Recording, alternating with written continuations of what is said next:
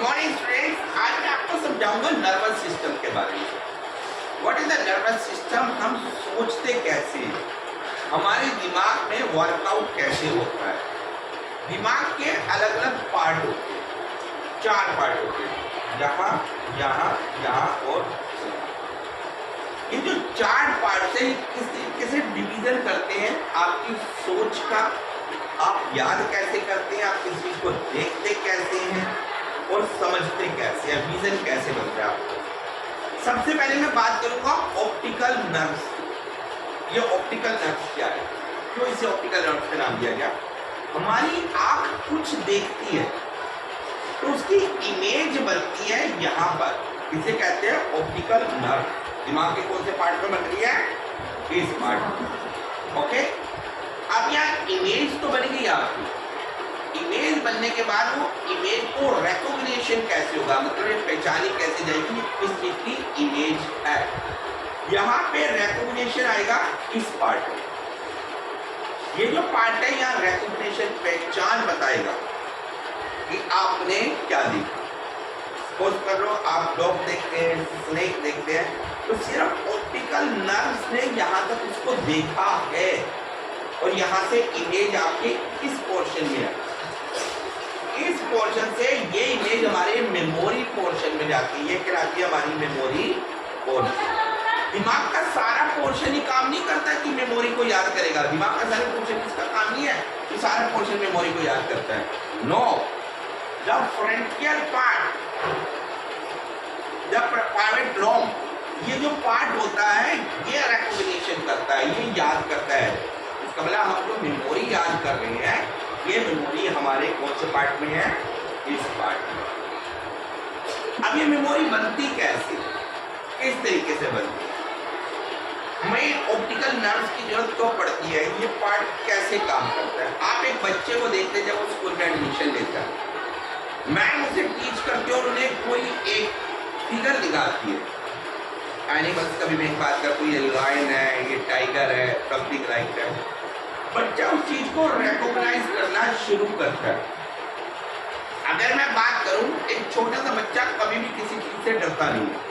आपने देखा भी होगा, छोटा सा बच्चा होता है किसी भी चीज को मुंह में डाल देता है।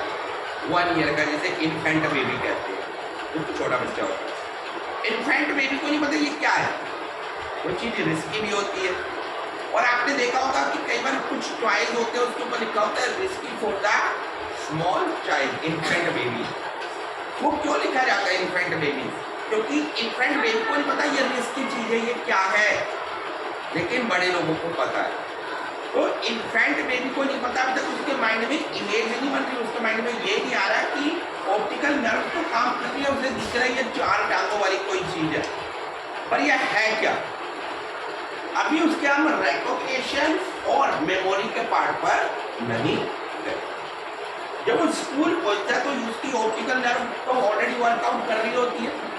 ऑप्टिकल नर्व से जब इमेज बनती है तो जब उसको स्कूल में पढ़ाया जाता है कि ये जो चीज है आपने देखा, ये डॉग, लायन या टाइगर है, ये आपके लिए हार्मफुल।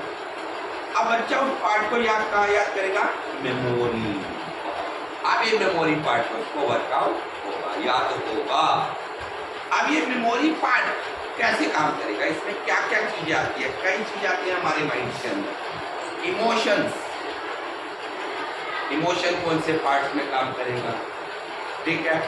मूविंग मसल्स कैसे चलेंगी, कैसे हम चलेंगे। हार्ट बीट कौन सा पार्ट कंट्रोल करता है, अब हम इस पे बात करें। अब हमने ये पार्ट किया कि कौन सा है? Memory part. ये कौन सा पार्ट है? Recognition part. रिकॉग्निशन पार्ट मतलब इमेज को वो देखा, यहाँ पे याद आई कि मैडम ने ये बताया था, या रिकॉग्नाइज हुआ, या ऑप्टिकल नर्व की इमेज बनी। ये जो पार्ट है मेडुला, कैरिब्रम एंड कैरिबुलम, जो माइंड के पार्ट होते हैं, ये मेजर पार्ट है जो हमारे माइंड से जुड़े होते हैं। अब आपकी बात करते हैं मॉड्यूला। अब ये जो पार्ट्स होता है, ये पार्ट आपके हार्ट बीट्स को कंट्रोल करता है, मसल्स एक्टिविटीज को कंट्रोल करता है, आपके चलने को कंट्रोल करता है। इतना पार्ट कर रहा है, इतना सा पार्ट मेडुला। इतना सा पार्ट आपके हर्ट्स को कंट्रोल कर रहा है, एक्टिविटीज को कंट्रोल कर रहा है, आपके चलने को कंट्रोल कर रहा है। अब इसके साथ यहाँ आता है स्पाइनल कॉर्ड। स्पाइनल कॉर्ड का क्या काम होता है? स्पाइनल कॉर्ड कोई भी इंफॉर्मेशन माइंड तक पहुंचाता है। अब ये इंफॉर्मेशन माइंड तक कैसे आएगी? आप कोई भी चीज देखते हैं, रास्ते में जा रहे हैं, सबसे पहले मैसेज यहां से जाकर आपके स्पाइनल कॉर्ड तक पहुंचेगा। स्पाइनल कॉर्ड से मैसेज आएगा मॉड्यूला में, उससे कैल्ब्रम में, उससे कैरिकुलम में, उसके बाद हमारे मेमोरी पार्ट में। जो भी चीज आपने देखी, आपको लगता है ये चीज रिस्की है, तो आप क्या करते हो? आप दौड़ जाते हो इस जगह पर, या ये रिस्की है, मुझे ये जगह लेफ्ट करनी चाहिए।